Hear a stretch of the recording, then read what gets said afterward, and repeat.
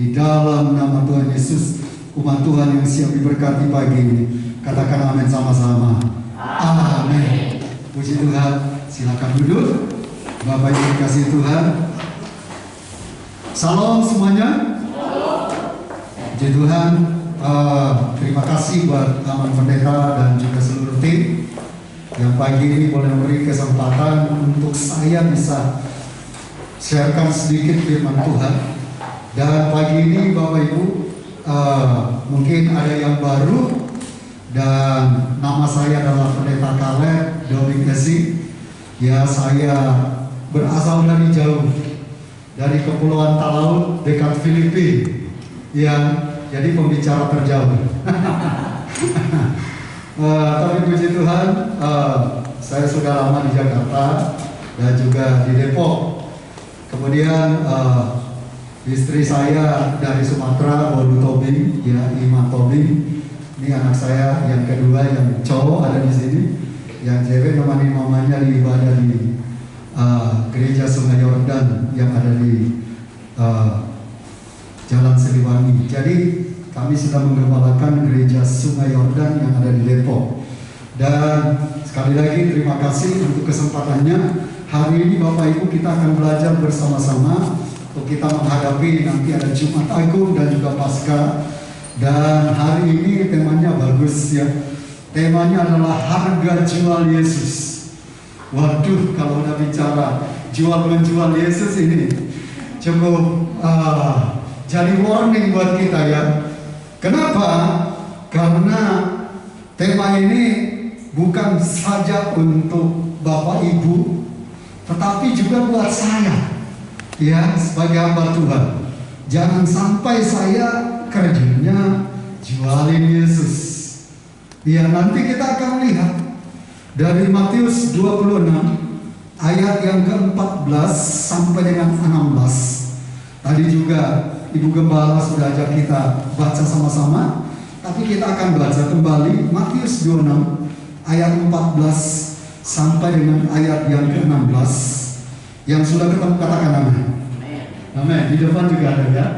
Baik, kita akan baca bersama-sama. 1, 3. Kemudian pergilah seorang dari ke-12 murid yang bernama Yudas Iskariot kepada imam-imam kepala.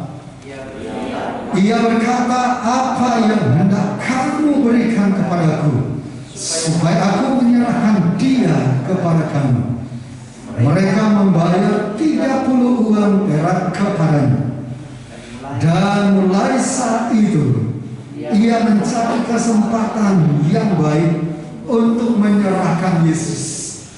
Bapak Ibu dikasih Tuhan, kita melihat seorang yang bernama Yudas Iskariot.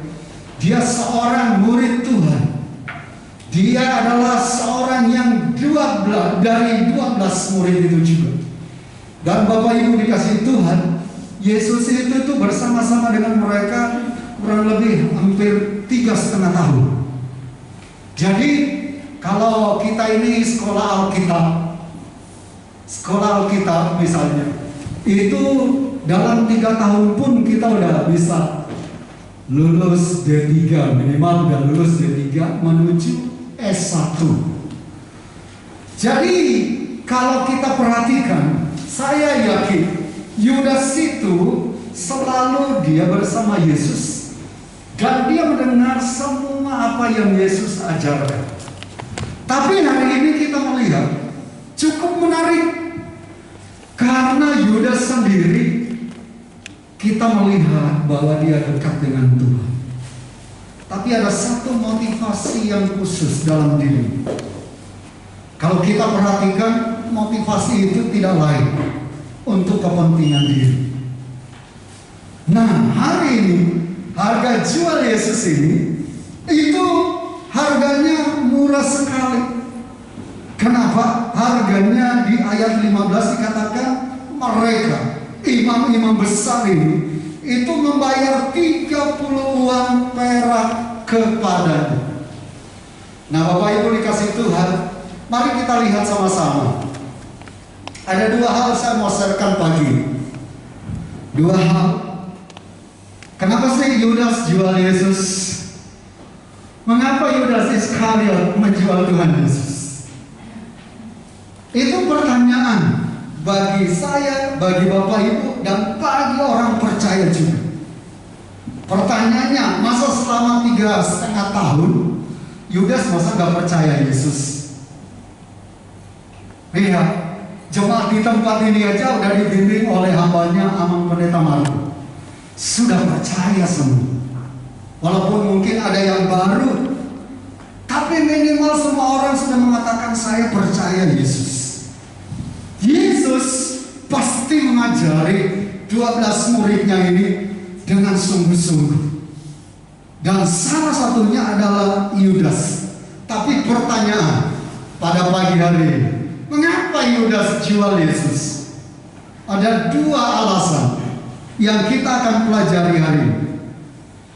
Ada 2 alasan kenapa Yudas ini menjual Yesus. Yohanes 12 ayat 6. Yohanes 12 ayat 6. Kita lihat sama-sama. Dikatakan hal itu dikatakan bukan karena ia di sini Yudas ya, memperhatikan nasib orang-orang miskin, melainkan karena ia atau Yudas Iskariot adalah seorang pencuri. Ia sering mengambil uang yang disimpan dalam kas yang dipegang. Berarti kita tahu waktu zaman Yesus ada bendahara juga loh. Namanya siapa? Tapi bendahara di gereja ini bukan Yudas loh. Takutnya salah lagi pulang-pulang. Masa saya dibilang Yudas?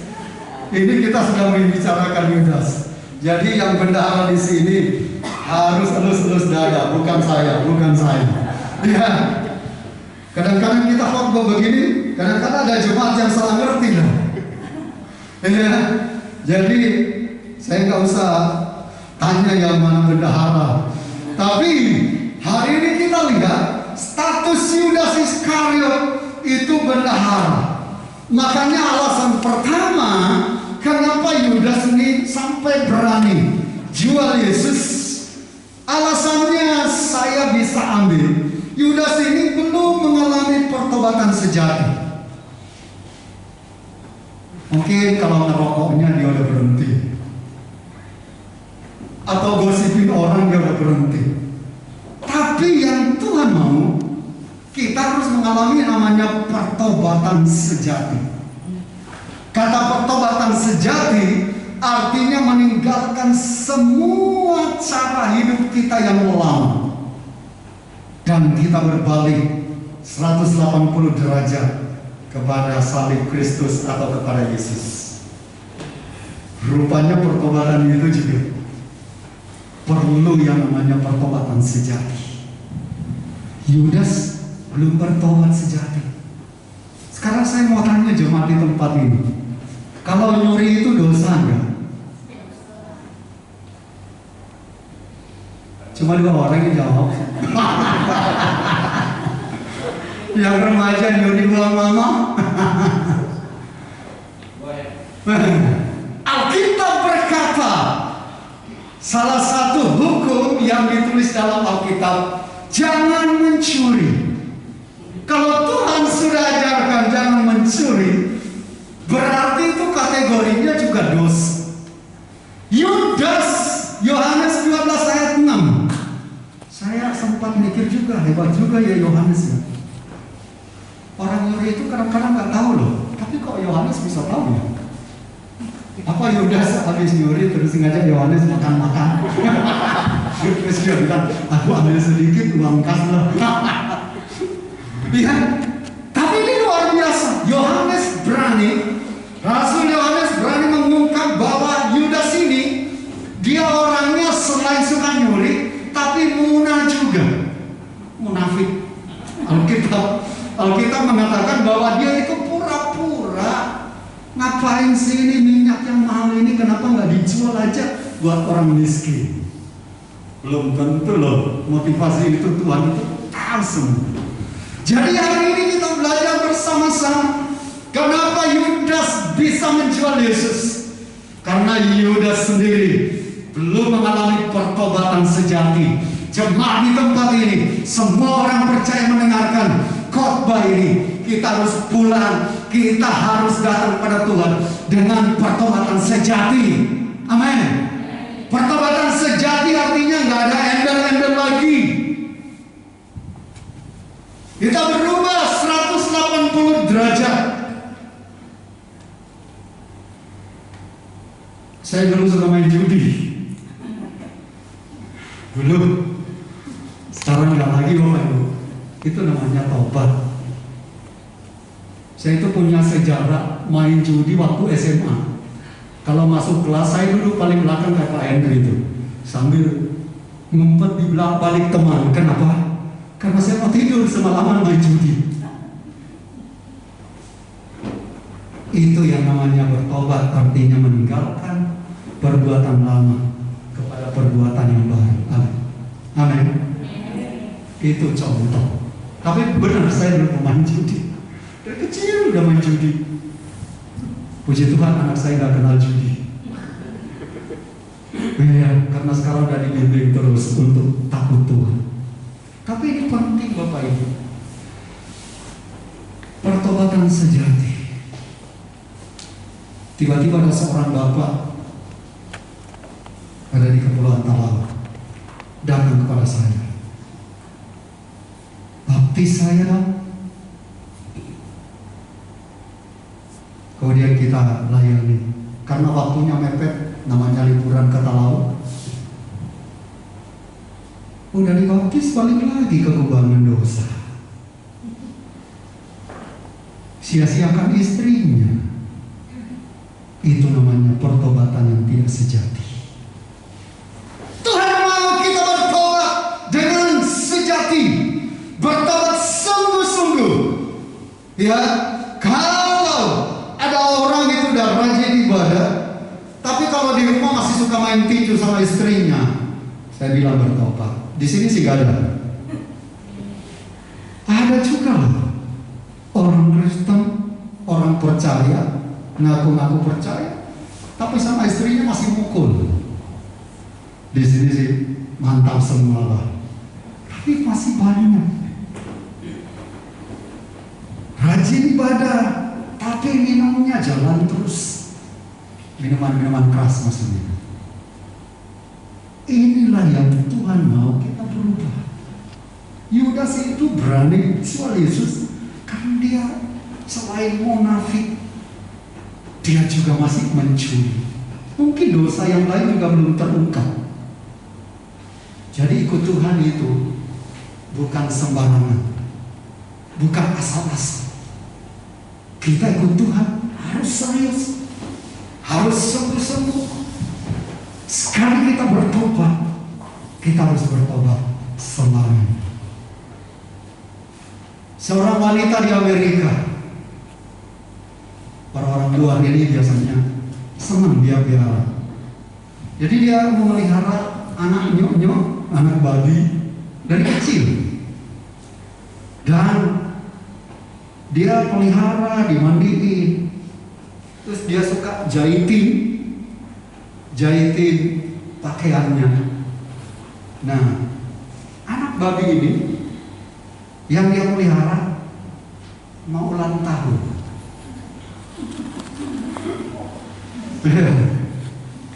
Kalau suaminya ulang tahun dirayain ya.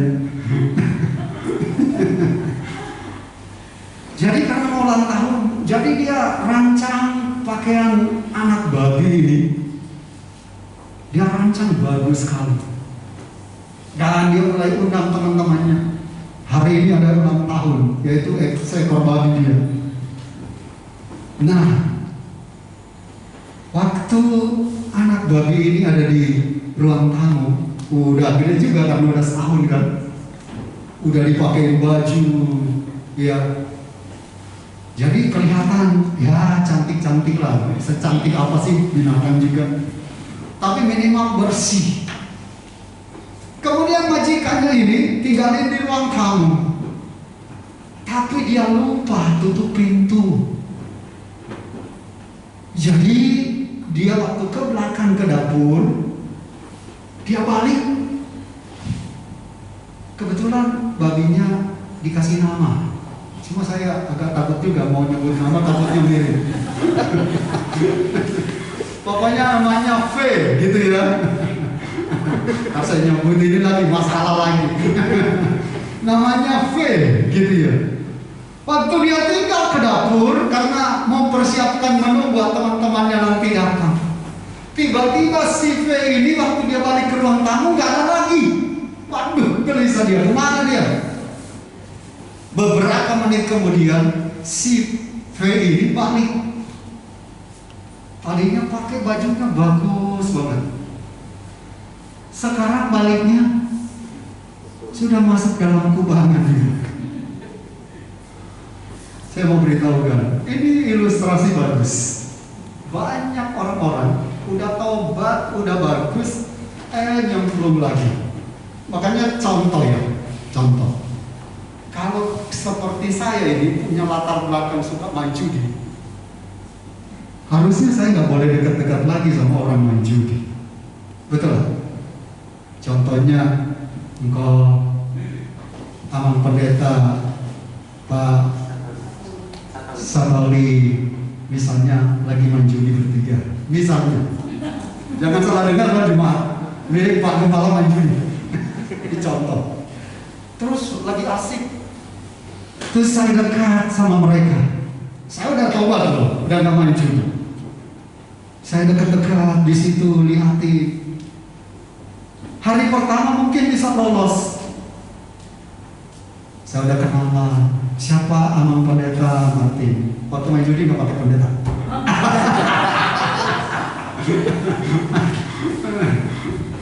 Jadi saya udah dekat, udah mulai ngobrol. Tiba-tiba lagi asik main seperti itu, kebelet ke toilet. Kalian tolong pegangin dulu. Nah itu yang bahaya. Waktu saya pegang, saya jalanin, balik lagi tuh masa lalunya. Kayaknya masih enak juga.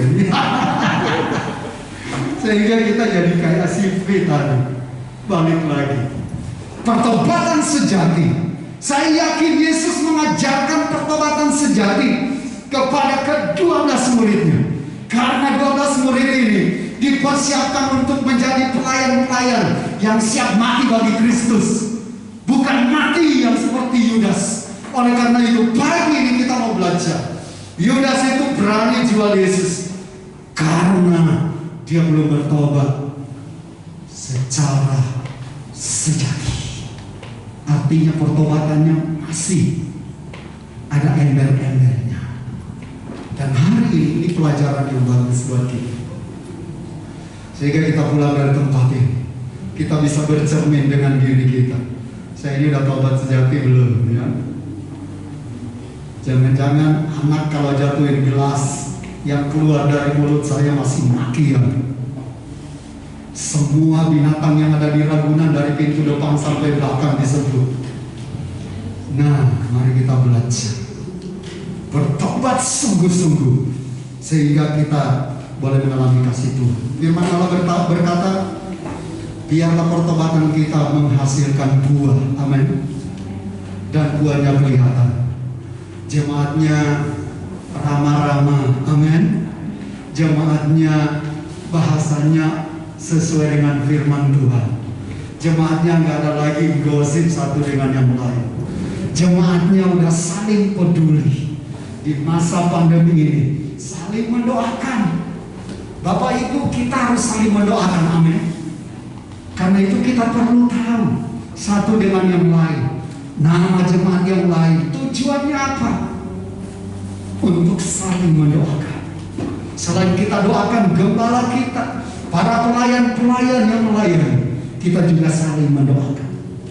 Jadi hari ini pulang dari tempat ini, kita harus pastikan kita bertobat secara sejati. Amin.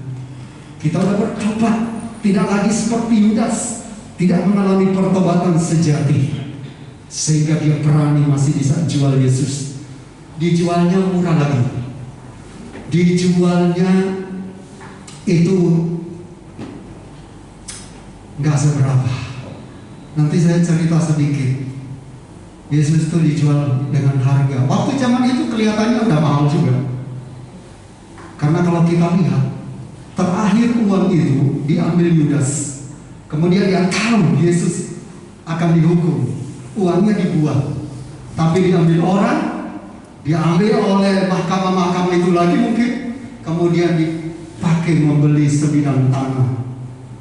Akhirnya tanah itulah salah satunya. Mungkin Yudas bisa dikubur di situ, saya juga nggak ngerti. Tapi ini penting. Nah, alasan pertama kenapa Yudas jual Yesus, karena Yudas belum mengalami pertobatan sejati. Jemaat di tempat ini, pulanglah dengan kita mengalami pertobatan yang sejati. Yang setuju katakan amin. Haleluya. Yang kedua Bapak Ibu, Matius 26 ayat 15. Ayat yang tadi. Yang kedua, kenapa Yudas jual Yesus? Matius 26 ayat 15. Ia berkata, apa yang hendak kamu berikan kepadaku, supaya aku menyerahkan dia kepada kamu? Mereka membayar 30 uang perak kepadanya. Yang kedua, Yudas itu menjual Yesus karena Yudas melihat Yesus tidak berharga. Kalau kita lagi marah, kita kesal, kita benci, sampai Tuhan pun kita ikut benci. Karena itu kita pulang dari tempat ini, lihat Yesus itu. Ada seorang yang menciptakan lagu, Yesus terang pelita hidupku. Terus Yesus mutiara sanubariku. Berapa banyak jemaat tempat ini di rumah punya mutiara? Saya juga nggak punya. Karena mahal. Ya, tapi saya mau kasih tahu, Yesus itu tidak bisa dinilai. Mau mutiara, mau batu apapun, tidak akan pernah menilai atau punya nilai senilai Yesus. Kenapa? Karena Yesus itu memang tidak ternilai. Yesus dijual dengan harga yang murah. Nah, slide berikutnya saya ada kasih sedikit ilustrasi. 30 keping perak. 30 keping perak, uang perak ini, itu sama dengan 120 dinar. Nah, upah orang kerja zaman itu 1 dinar. Nah, 1 dinar per hari. Untuk mendapatkan 30 keping berarti perlu bekerja 120 hari. Sekarang kita lihatlah di Indonesia atau di Depok dah, tukang yang ada jago itu biasanya sekarang dia minta harga 150.000 per hari. Nah, kita kalikan 150.000 kali 120.000, itu nilainya kalau di sini cuma 18 juta. 18 juta. Itu nilai Yesus kalau dirupiahkan waktu dilakukan oleh Yudas. Ada satu penelitian dari University Teknik dan University Teknik ini, yaitu di Valencia. Itu mereka meneliti 2 pemain bola yang terkenal. Pasti Bapak Ibu langsung deh, ya, jago-jago La Liga-nya itu Lionel Messi dan Ronaldo. Nah, dalam penelitian mereka itu Lionel Messi itu itu dibayar dengan harga 141 juta euro atau senilai rupiah 2 triliun. 18 juta dan 2 triliun. Kemudian Ronaldo itu dihargai 101 juta euro atau sekitar 1,5 triliun. Bapak Ibu dikasih Tuhan, harga Lionel Messi 2 triliun. Harga Yesus yang dijual oleh Yudas berapa? Kalau rupiah 18 juta. Sudah bisa beli rumah 18 juta? Belum. Nilainya rendah sekali. Tapi kita harus melihat bahwa Yesus nilainya tidak seperti itu. Nilai Yesus yang sebenarnya slide berikutnya, Yohanes 3 ayat 16. Mari kita baca sama-sama. 1-3. Karena begitu besar kasih Allah akan dunia ini, sehingga Ia telah mengaruniakan anaknya yang tunggal, supaya setiap orang yang percaya kepadanya tidak binasa, melainkan apa? Beroleh hidup yang kekal. Gak ada nilainya Bapak Ibu. Allah punya anak tunggal, yaitu Yesus, diserahkan untuk apa? Untuk pengampunan kita. Nilainya gak ada. Harganya tidak bisa dibayar oleh siapapun. Tidak bisa dinilai Yesus, karena kehidupan Yesus itu luar biasa. Siapa yang bisa kasih harga buat Yesus? Hanya orang yang belum bertobat secara sejati yang kasih harga yang murah buat Yesus. Tapi Yesus sendiri tidak bisa dihargai. Tidak ada harga jual buat Yesus. Yesus memberi seluruh hidupnya untuk Bapak Ibu, saudara dan saya. Dia kasih semuanya. Ya, kalau kita ini punya anak cuma satu, kemudian orang minta, saya yakin kita nggak akan pernah kasih. Kecuali kita ini orangnya, ya orang jahat pun masih mikir loh. Ya. Dan Allah punya anak yang bernama Yesus, anaknya yang tunggal, tapi Dia berikan untuk kita yang berdosa. Kalau kita ini orang yang benar, banyak orang yang akan membela. Tapi kalau kita ini orang yang salah dan berdosa, bahkan banyak orang yang menolak. Allah sebaliknya tidak pernah menolak kita. Dosa kita, kelakuan kita, sikap kita, Dia begitu mengasihi kita. Kitab Yesaya mengatakan bahwa kita ini jadi biji matanya Tuhan. Ada amin. Luar biasa. Kalau mata kita ini kena debu, kita akan berusaha. Mata saya ini kalau kena debu, saya berusaha lari ke kamar mandi, masukin wajah saya ke dalam ember dan mulai buka mata saya supaya kotoran itu keluar. Belum tuntas, saya minta tolong istri saya tiup. Belum tuntas, masukin lagi obat mata. Kita ini begitu peduli dengan anggota tubuh kita. Allah menjadikan kita biji matanya. Allah tidak main-main dengan kita. Dan kalau kita sudah bertobat secara sejati, dan kalau kita tidak lagi menilai Yesus sembarangan, tapi menjadikan Dia juru selamat, maka hidup kita akan berbeda. Hidup kita akan menjadi berkat dimanapun kita berada. Hidup kita akan menjadi contoh dan teladan bagi orang lain. Pulang dari tempat ini, lihat Yesus itu tidak bisa dinilai. Dia telah rela di atas kayu salib, mati untuk kita, untuk Bapak, Ibu, saudara-saudara dan saya. saya sungguh mengucap syukur. Mungkin saya pernah cerita di sini.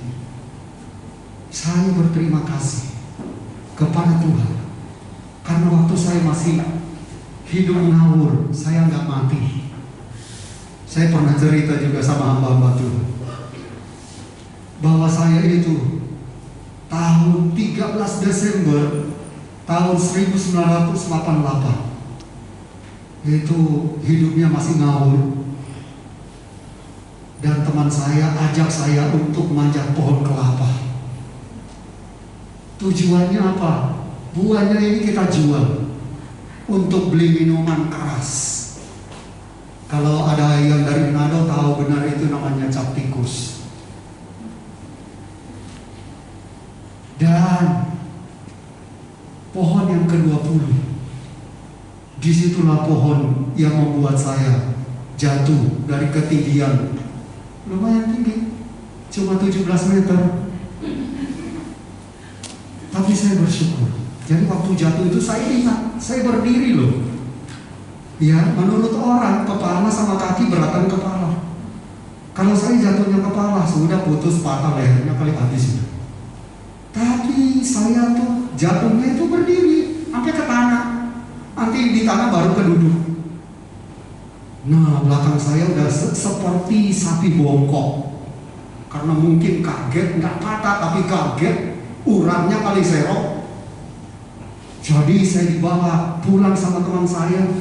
Tadinya pakai roda, ya tarikan roda yang ditarik sapi untuk muatin kelapa. Sekarang muatin saya. Tapi saya bersyukur. Rupanya ada rencana Tuhan.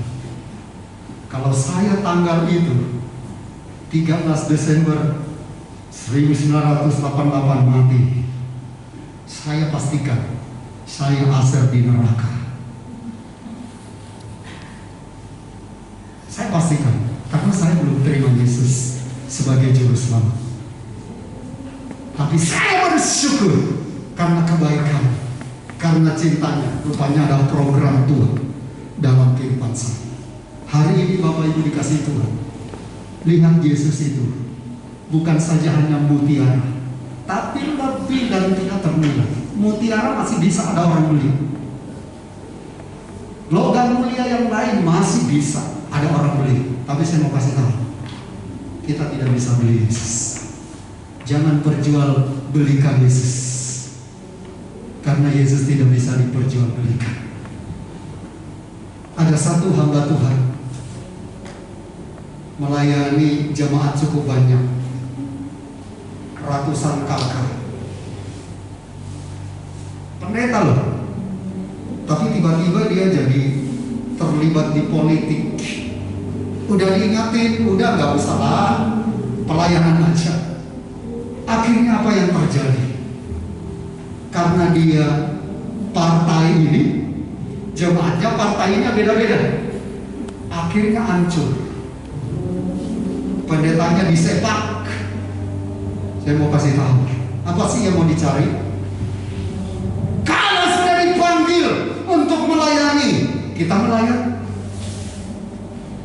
Yang lebih baik piara ayam. Ayam kan nggak mungkin deh. Ayam kalau berantem ya udah ayam. Tapi jemaat jadi berantem. Pak pendetanya partai apa? Jemaat di sini partai apa? Sini partai apa? Namanya di politik. Teman bisa disikut, lawan bisa dipeluk, macam-macam. Saya mau kasih tahu, saya tidak melarang Bapak Ibu di partai.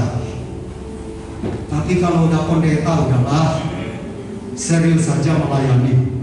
Ada amin. Mau cari apa lagi sih? Sehingga banyak korban-korbannya. Jemaatnya jadi korban juga. Dan pendeta itu akhirnya tersepak juga dari pelayanan di sana. Ini contoh-contoh. Sudahlah, pasti Tuhan cukupkanlah hamba-hamba Tuhan ini. Tidak mungkin tidak cukup. Kalaupun tidak makan 3 hari, anggaplah puasa. Dan lihat Tuhan akan buka jalan-jalan bagi kita. Jadi hari ini jangan perjualbelikan Yesus, karena kita mau dapat untung banyak sampai kita gak mengabaikan firman Tuhan lagi. Hati-hati.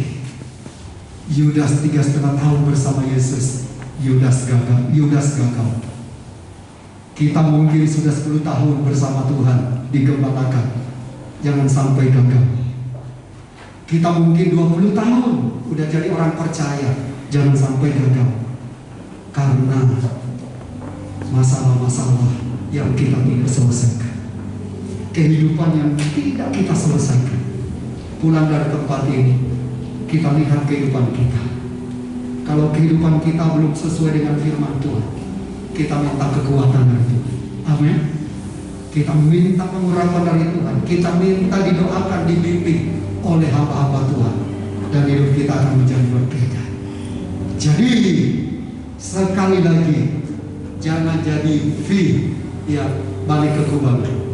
Jangan seperti Yudas berani jual Yesus, tapi biarlah Yesus lebih daripada mutiara, lebih daripada permata, lebih daripada yang sangat berharga, karena Yesus adalah juru selamat kita. Kasih tepuk tangan buat Yesus. Mari kita akan doa bersama-sama. Bapa, terima kasih, hamba-Mu berdoa buat semua jemaat-Mu di tempat ini. Kami boleh melihat mengapa Yudas menjual Yesus, dan harga jual Yesus itu dalam rupiah kurang lebih hanya 18 juta. Sementara ada di luar sana, baik mereka olahragawan atau apapun, konglomerat, banyak mereka, bahkan nilai jualnya lebih tinggi. Hari ini kami sadar benar kenapa Yudas melakukan itu, karena dia belum bertobat secara sejati. Pertobatannya belum sejati, belum sungguh-sungguh. Bapa, biarlah kami pulang dari tempat ini, kami boleh komitmen untuk kami boleh bertobat dengan sungguh-sungguh.